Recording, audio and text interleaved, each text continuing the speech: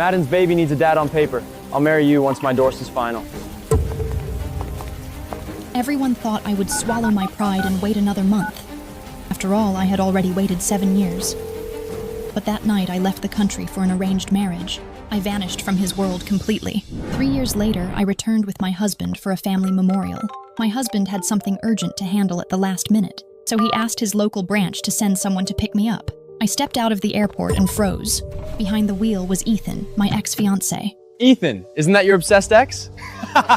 Isn't that Natalie? See? I told you guys she would come crawling back. Natalie disappeared for 3 years. Not a call, not a text. And now Ethan finally has money, and look who suddenly found her way back. She probably spent every night stalking his socials and crying into a cheap pillow. Natalie, if you're trying to stage a dramatic reunion, sweatpants were a bold choice. Couldn't you at least brush your hair first? Or did life without Ethan's get so bad you stopped trying altogether? You look like you came here to ask for a favor, not make a comeback. It was true. I used to spend hours getting ready for Ethan. Full makeup, tight designer dresses. I always made sure I looked absolutely perfect for him, but I didn't need to do that anymore. I'm pregnant, so my husband won't let me wear makeup. He wants me to dress however feels best. He even has this plain-looking loungewear custom tailored for me in Paris. Listening to them mock me, it suddenly clicked. They had only read the name on the corporate dispatch. They had no idea the VIP they were picking up was me, a former acquaintance of mine. Anyway, it's nice having you back. Ethan actually spent years hunting for you and asking all over about... Ethan's face stiffened for a second. Then he acted like nothing happened. Madison's kid starts preschool next week.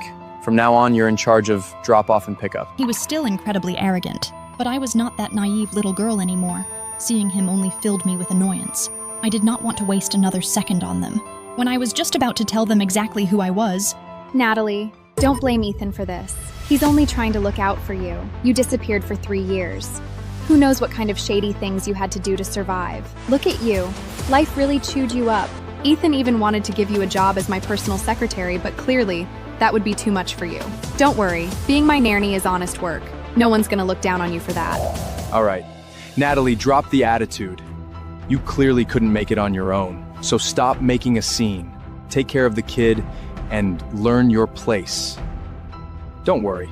We still have a spare room for the nannies downstairs. Natalie, look how good Ethan is to you. He's giving you free room and board. Isn't babysitting better than whatever life you've been scraping by on? Hurry up and say thank you. Don't worry, dear. If my son acts up, I'll make sure he behaves. I won't let anyone give you a hard time. Give me a break. Who's giving her a hard time? She disappeared over one tiny misunderstanding. If life got rough out there, maybe she needed the lesson. Hearing that, my heart actually skipped a beat. Even now, he still thought doing the City Hall wedding registration with Madison was only a tiny thing. The Ethan who used to love me was truly dead. He was no longer the boy who carried me across town, but whatever that love had been, it was all in the past. After all, I was about to give birth to my second baby anyway. Aren't you here to pick me up? Let's go.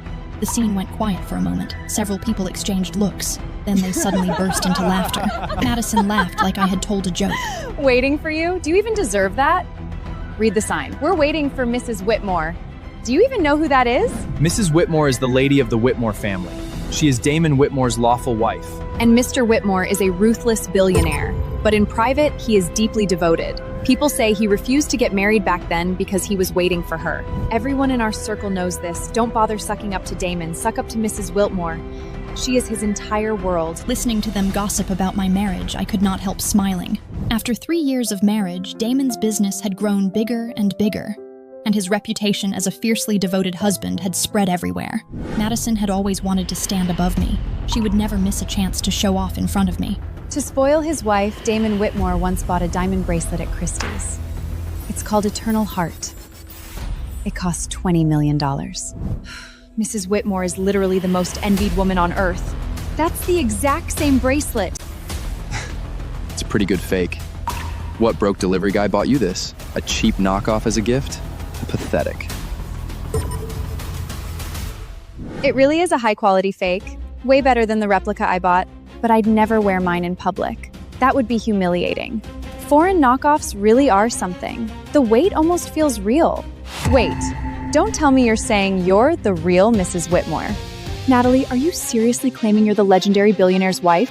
Natalie, why don't you sell me this fake? I'll pay you double whatever that broke delivery guy paid. Give that back right now. Damon gave that to me.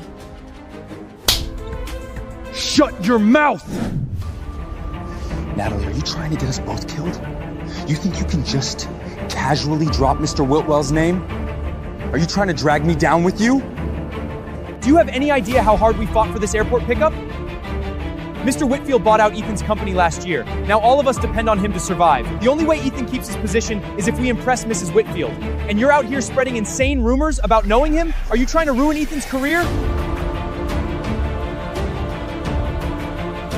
Don't push your luck. Natalie, you ungrateful little... Ethan was kind enough to keep you off the street. I know you're bitter about the past, but trying to wreck his career just to get back at him? That's sick. Hearing her say that felt exactly like 3 years ago. No matter what I did, Madison twisted it. She would feed Ethan her poisoned version of the truth. In the early days, he used to defend me, but by the end, he always took her side, just like right now. You're such a bitter, jealous woman.